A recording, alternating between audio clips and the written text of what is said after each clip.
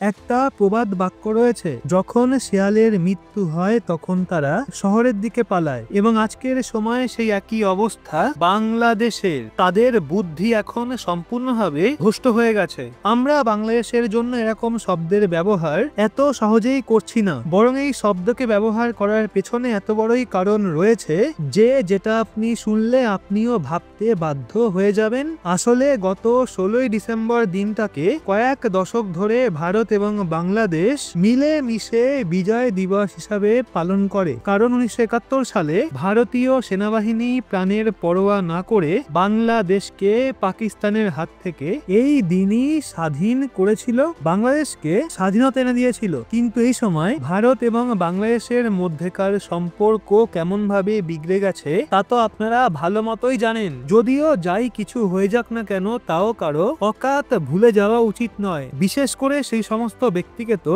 ভুলে যাওয়া একদমই উচিত নয় যারা আপনাকে সেই উচ্চতায় নিয়ে এসছে। ভারতের সাথে বিগড়ে যাওয়া সম্পর্কের মধ্যে বাংলাদেশ নিজের যোগ্যতা ভুলে গেছে, এবং খবর বেরিয়ে আসছে যে যখন কিছুদিন আগে প্রধানমন্ত্রী মোদী 16ই ডিসেম্বর বিজয় দিবসের দিন পোস্ট করে ভারতীয় সেনাবাহিনীকে শুভেচ্ছা জানিয়েছিল, তখন বাংলাদেশ জ্বলে উঠেছিল, এবং তখন বাংলাদেশ এটা বলা শুরু করেছিল যে 1971 সালের যুদ্ধতে যখন বাংলাদেশের জয় হয়েছিল তখন সেখানে ভারত কেবলমাত্র একজন সহযোগী ছিল, এর চেয়ে ভারত সেখানে কিছুই ছিল না। যে বাংলাদেশকে ভারত স্বাধীনতা পেতে সাহায্য করেছে এবং বাংলাদেশ বলার যোগ্য হয়ে উঠেছে, এখন সেই বাংলাদেশ ভারতকে চোখ রাঙাচ্ছে। তো সম্পূর্ণ ডেভেলপমেন্ট আসলে কি তা জানতে এবং এর পেছনে এমন কি কাহিনী রয়েছে যার কারণে বাংলাদেশ ভারতকে গরম দেখাচ্ছে, তো এই সমস্ত বিষয়টা আজকের এই ভিডিওতে জানবো। কিন্তু এগিয়ে যাওয়ার পূর্বে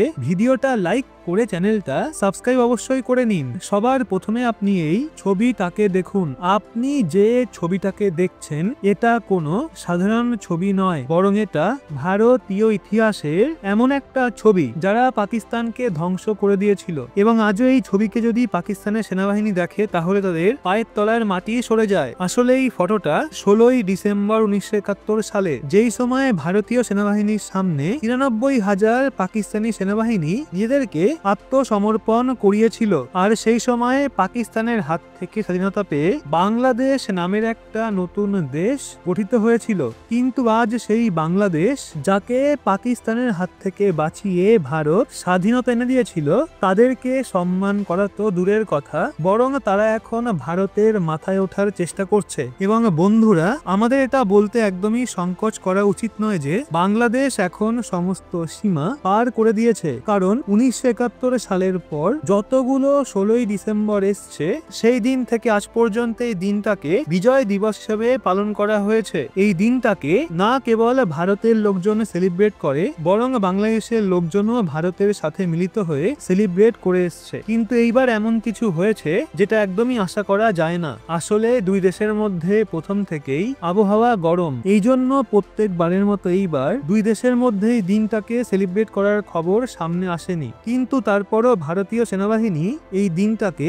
মিলিতভাবে সেলিব্রেট করেছে, কারণ এই 16ই ডিসেম্বরে পাকিস্তান সেনাবাহিনী ভারতের সামনে সারেন্ডার করেছিল, এবং অন্যদিকে বাংলাদেশ এই দিনটাকে সেলিব্রেট করেছে, কারণ এই দিনটাতেই বাংলাদেশ পাকিস্তানের হাত থেকে মুক্ত হয়েছিল, স্বাধীনতা পেয়েছিল। যদিও এখানে পর্যন্ত তো সব ঠিকঠাকই ছিল, কিন্তু তারই মধ্যে ভারতের প্রধানমন্ত্রী নরেন্দ্র মোদী টুইটারে পোস্টের মাধ্যমে 1971 সালে হওয়া ঐতিহাসিক জয়ের জন্য বিজয় দিবসের দিনে ভারতীয় সেনাবাহিনীদেরকে তাদের সম্মানজনক কার্যের জন্য এবং সেই ঐতিহাসিক বিজয়কে স্মরণ করার জন্য শুভেচ্ছা জানিয়েছিলেন, যখন পাকিস্তানের সেনাবাহিনী হাতিয়ারকে পাশে ফেলে সারেন্ডার করেছিল। কিন্তু প্রধানমন্ত্রী মোদীর এই পোস্টকে ভারত বিরোধী বাংলাদেশিরা দেখে, এবং তারপরে এটা দেখে তারা এতটাই তেলে বেগুনে জ্বলে উঠেছে যে ভারত এবং বাংলাদেশের মধ্যেকার বিবাদকে আবারও একবার গরম করে দিয়েছে। তো এখন আরো একটা নতুন সমস্যার সৃষ্টি হয়ে গেছে। আসলে যখনই প্রধানমন্ত্রী মোদীর পোস্ট ভাইরাল হয়েছে তারপরই একটা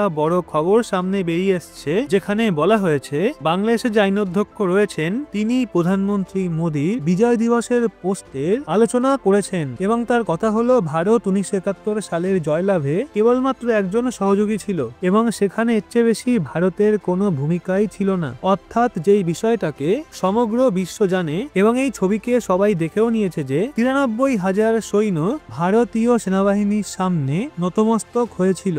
এর সাথেই সেই সময় বাংলাদেশকে পাকিস্তানের থেকে বিচ্ছেদ করে একটা আলাদা দেশে পরিণত করে দেওয়া হয়েছিল। কিন্তু তা সত্ত্বেও ভারতকে এইভাবে বলা এটা পরিষ্কার করে দিচ্ছে যে বাংলাদেশ আসলে ভুলে গেছে তাদের যোগ্যতা ভারতের সামনে আসলে কি। এখন আপনি তো এই খবরটাও দেখতে পাবেন কোনো যেমন তেমন ব্যক্তির দ্বারা ভারতকে কটূক্তি করা হয়নি, বরং বাংলাদেশের আইন সহায়তাকারী আসিফ নজরুল তিনি মাননীয় প্রধানমন্ত্রী মোদীর তরফ থেকে করা পোস্টের বিরুদ্ধে একটা বড় লেভেলের প্রোটেস্ট করেছেন। এবং আপনি জেনে আশ্চর্য হবেন যে প্রথমে তো তিনি প্রধানমন্ত্রী মোদীর দ্বারা করা পোস্টের স্ক্রিনশট নিয়েছেন এবং তারপর তিনি তার ভেরিফাইড ফেসবুক অ্যাকাউন্টে পোস্ট করে ভারতের বিরোধ করে বলেছেন 1971 সালে বাংলাদেশের বিজয়ে ভারত কেবলমাত্র একজন পেছনে থাকা সহযোগী, এর চেয়ে বেশি ভারত আর কিছুই নয় এবং বাকি সমস্ত কাজই বাংলাদেশ নিজেদের দমে করেছে। এমনকি বাংলাদেশের কিছু লিডার এমন রিয়াকশন দেওয়া শুরু করেছে যেন মনে হয় তারাই পাকিস্তানকে হারিয়েছে। ভারতের একজনও সেনাবাহিনী মজুত ছিল না। আপনাদের বলে রাখি 1947 সালের আগে ভারত স্বাধীনতা পায়নি এবং তখন ব্রিটিশ শাসন চলছিল। তখন ঠিক এইভাবেই আমাদের অখণ্ড ভারত বর্ষ ছিল। কিন্তু যখন ভারত স্বাধীন হলো এবং ব্রিটিশ শাসনের অবসান ঘটেছিল তখন আমাদের অখণ্ড ভারত হিন্দু এবং মুসলিম দুই ধর্মের কারণে দুভাগে ভাগ হয়ে গেছিল। ভাগ তো দুভাগে হয়েছিল কিন্তু টুকরো তিনটে হয়েছিল। কাশ্মীর সংলগ্ন এই যে অংশটি রয়েছে এটা মুসলিমদের দেওয়া হয়েছিল এবং এটা ওয়েস্ট পাকিস্তান নামে পরিচিত ছিল এবং অন্যদিকে যারা বাঙালি মুসলিম ছিল তাদেরকে বঙ্গের কাছাকাছি এই জায়গাটা দেওয়া হয়েছিল যেটা ইস্ট পাকিস্তান নামে পরিচিত হলো। সেই সময় 1949 সালের পর থেকে কয়েক দশক অতিবাহিত হয়ে যায় কিন্তু তারপরও পাকিস্তানের এই ইস্ট যুক্ত অংশ ছিল। এই অংশের জন্য সরকার কখনোই শাসনে আসেনি, এমনকি অধ্যক্ষদের যে মুখ্য পোস্টিং ছিল সেখানে পশ্চিম পাকিস্তানের লোকজনই কন্ট্রোল রেখেছিল।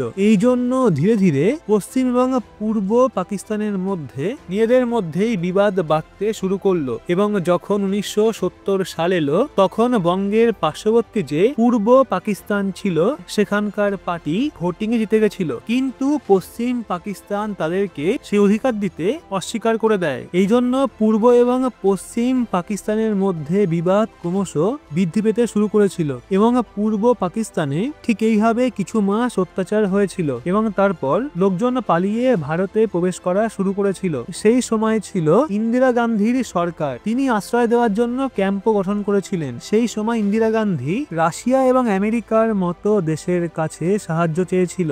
রাশিয়া তো ভারতের পাশে দাঁড়িয়েছিল কিন্তু আমেরিকা ছিল পাকিস্তানের তরফে। 3রা ডিসেম্বর 1971 সালে যুদ্ধের ঘোষণা হলো। পশ্চিম পাকিস্তান ভারতের এয়ারবেসে বোম বিস্ফোরণ ঘটালো। তখন ভারত রণনৈতিক বুদ্ধির ব্যবহার করেছিল এবং পূর্ব পাকিস্তানে তাদের সেনাবাহিনী পাঠিয়ে দিয়েছিল। সেখানে এত পাকিস্তানি ডেরা ছিল সেই সবগুলোকেই ধ্বংস করে দেওয়া হয়েছিল। ভারতের 3 সেনাবাহিনী মিলে পাকিস্তানকে এমন শিক্ষা দিয়েছিল যে পাকিস্তানি সেনাবাহিনী আত্মসমর্পণ করতে বাধ্য হয়ে গেছিল। এবং এখন আপনি যে ভিডিওটি দেখছেন এটা 16 ডিসেম্বর 1971 সালের, যখন পাকিস্তানের সেনাবাহিনীর জেনারেল কমান্ডার 93,000 সেনাবাহিনীর সাথে আত্মসমর্পণ করেছিল। এটা ইতিহাসের সবচেয়ে বড় সৈন্য আত্মসমর্পণ ছিল। অর্থাৎ এখান থেকেই পূর্ব পাকিস্তান স্বাধীনতা লাভ করে বাংলাদেশ নামে একটা নতুন দেশ রূপে গঠিত হয়েছিল। কিন্তু আজকে সেই বাংলাদেশ ভারতকে বলছে তোমরা আমাদের জন্য করেছোটাই বাকি। কিন্তু বাংলাদেশে এটা মনে রাখা উচিত ছিল যে গঠন করতে জানে সে ভাঙতেও জানে। তো এই অবস্থায় আপনি বাংলাদেশের জন্য কি মন্তব্য করতে চান নিজেদের মতামত কমেন্ট বক্সে অবশ্যই জানান এবং ভিডিওটা ভালো লাগলে লাইক করে শেয়ার করুন আপনার বন্ধু বান্ধবদেরকে। সেই সাথে এরকমই লেটেস্ট ইনফরমেটিভ ভিডিও পেতে সাবস্ক্রাইব করে চোখ রাখুন রহস্য বাংলার পর্দায়।